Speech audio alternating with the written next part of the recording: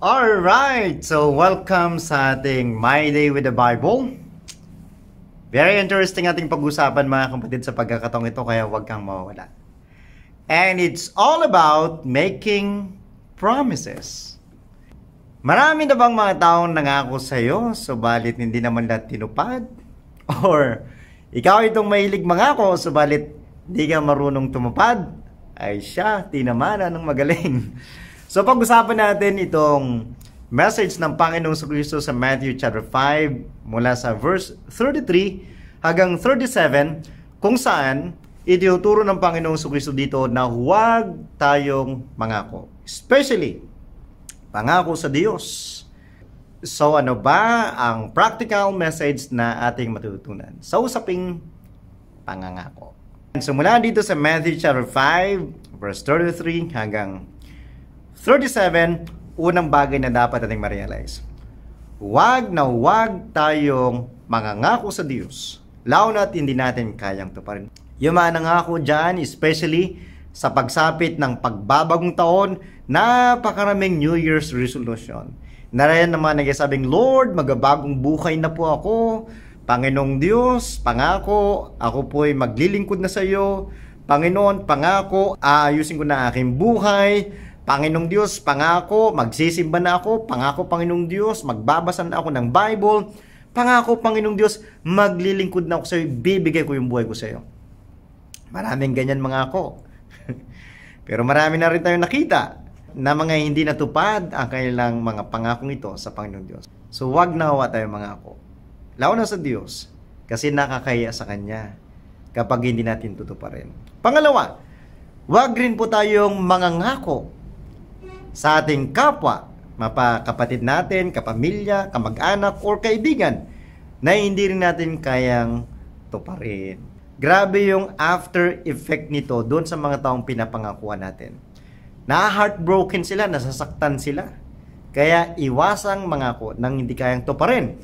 Now, let me give you some example kung saan malimit, nagbibitiw ng mga pangako ang isang tao, subalit hindi niya natutupad. Sa mga OFW muna tayo. There are times na sila nangangako sa kanilang asawa, sa kanilang anak, na sila ay magbabakasyon sa Christmas, magbabakasyon sa graduation day, magbabakasyon sa birthday ng anak, o sa birthday ni Javi, o sa anniversary.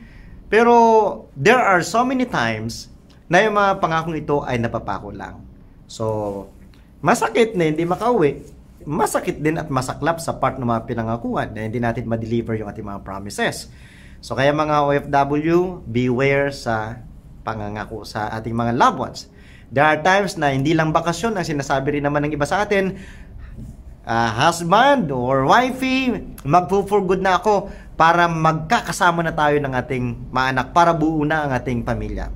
Pero maraming OFW ang nangako na magpo-for good na, pero hanggang ngayon nasa abroad pa rin. Yung iba, mabot na ng 10 taon, 20 years, na nagsabing uwi na, pero every year na lang, laging na-extend.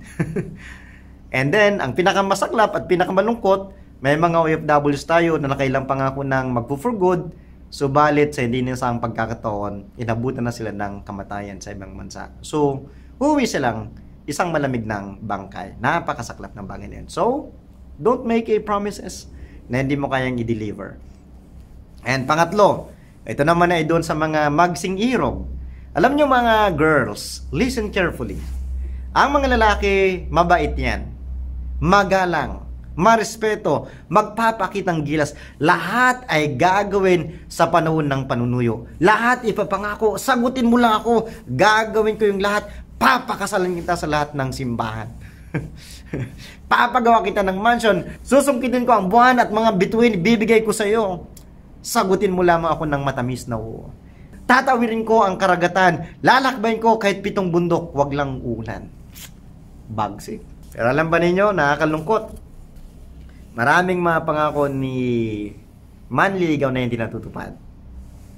At nung maging nobyo at nobya na kayo, kapag naibigay mo o naisuko mo na ang dambanan ng kagitingan, ayan, na pregi ka, biglang naggalaho minsan si boyfriend. Kaya marami nagiging single mother. Oh, sorry mga kapatid, real talk lang tayo.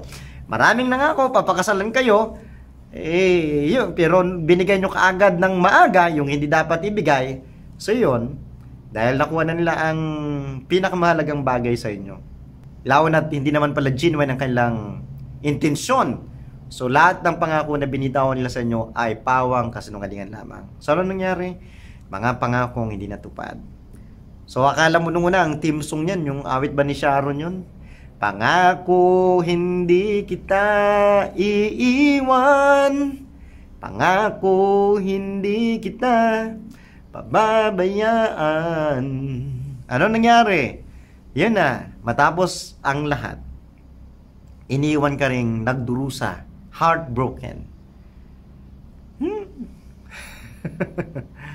Ano pa, nung mabuntis ka niya, hindi ka niya pinandigan, so naiwan kang nagdurusa. Durog-durog ang puso mo, para kang binuhusan ng asido, para kang pinukpok ng martilyo. So yan, mga magaling mangako na hindi kayang tuparin. What else sa mga mag-asawa? Ang pangako niyan, sagrado, banal na pangako, tipanan sa dambana at sa harap ng Diyos. For better and for worse, in richer and poorer, in sickness and in health, till death do us part. Pero alam nyo kung ano nangyari? Maraming divorce and separation cases. Ibig sabihin lang yan, hindi nila kayang panindigan ang kanilang banal at sagradong pangako hanggang kamatayan.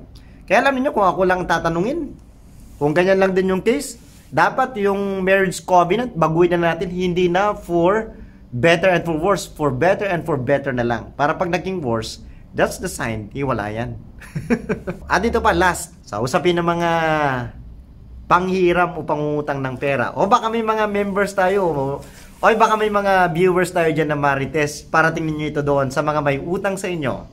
O mga may planong mangutang sa inyo. Mga kapatid, alam ba ninyo, maraming magaling mangutang, pero hindi magaling magbayad. Di naman na magaling. Alam nyo kung gusto nyo makilala ang isang tao kung tapat siya sa kanyang pangako, pahiramin nyo kapag nangiram mga kapatid, dyan nyo malalaman kung talagang faithful and honest person yan sa kanyang mga pangako. Kasi sa usaping pera, pangungutang, nire-reveal nito ang tunay na katauhan ng isang tao. Proven na natin yan mga kapatid. Alam nyo sa una, pang Hollywood star yan. Kapag ka nanghiram ng pera, nakakita na ako, binigyan ako ng listahan, pastor, matulungan mo lang ako, pastor, buwan-buwan, magbabayad ako, pastor. Todo iyak pa yun, naghalo ang uhog at saka yung luha. $29,500. Talagang iniiyak niya. Gusto niya nang makawala, makahulagpos doon sa kanyang financial problem. Siyempre, si pastor naawa naman, tinulungan, ginawa ng paraan. Chip in mga kapatid. Yung listahan na binigay na every month, naku po, sinasabi ko sa inyo ng magaling, 3 buwan lang na matinong kausap, unti-unti nang pumapalya, unti-unti nang naglalako, katagalan, hindi mo na nakikita, at kalaunan, missing in action na talaga, hindi mo na ma-reach, magi ang kanyang phone number. Alam niyo nung una, sila ang nagmamakaawa para matulungan mo. Nung matulungan mo na, paglipas ng ilang buwan, ikaw na ang magmamakaawa para maibalik ang salapi. Mga kapatid, grabing stress ang ibibigay sa inyo na mga nangungutang na hindi marunong tumupad sa kanilang pangako. Doon sa mga nangungutang, sinasabi ko sa inyo, nung may problema kayo, tinulungan kayo. Minsan ay wala pang 2 salita, bakit naman nung kayo ay natulungan at napahiram? Hindi na kayo halos malaman. Yung mga nag-garantor dito, naku mga kapatid, ang dami kong kakilalang nag-garantor, nagmagandang loob dahil awang-awa sila sa inyo. So balit matapos kayong tulungan sa inyong financial problem, lahat ng inyong mga pangako ay naglahong parang bula. Para kayong mga naging multo. Nag-disappear ng bigla at hindi makita kung nasaan na kayo ngayon. O diba? Mga kapatid, sa totoo lang, pagdating sa usapin ng pangungutang, kapag nagpahiram kayo ng pera, umpisa na ninyong magdasal at lumuhod. Kasi napakataas ng percentage na hindi talaga matutupad ang pangako na mga nangungutang.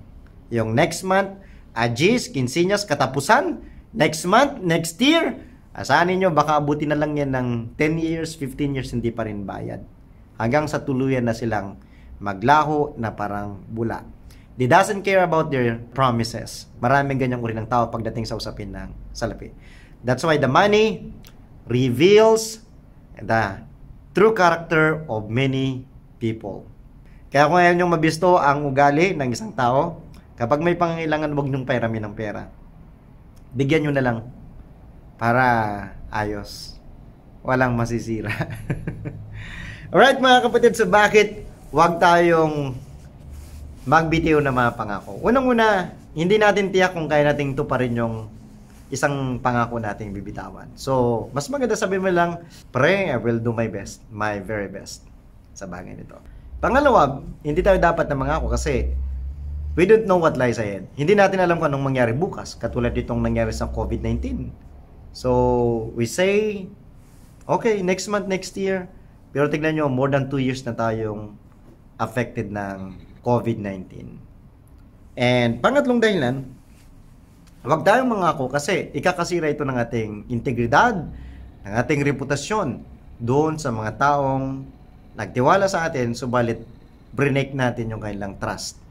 Kasi hindi natin tinupad ang ating mga pangako. And pangapat na dahilan, bakit wag tayong magbitiw ng mga pangako? Kasi masisira ang ating magandang relasyon na binuo natin ng matagal na panahon doon sa mga taong nagtiwala sa atin, pinangakuan natin, subalit hindi natin ito tinupad. Kaya mga kapatid, ang advice ko, mainam nang wag mangako kasi mahirap nang mapako ang ating mga pangako. So ito po si Pastor Aris na nagbibigay ng paalala sa atin patungkol sa bagay nito. Maraming salamat sa inyong panunood at sa pag-share ng ating mga simple Bible devotion. Salamat sa ating mga viewers and sharers ng ating mga videos. Pagpalaan kami lahat ng Panginoong Diyos. So mga kapatid, see you again bukas.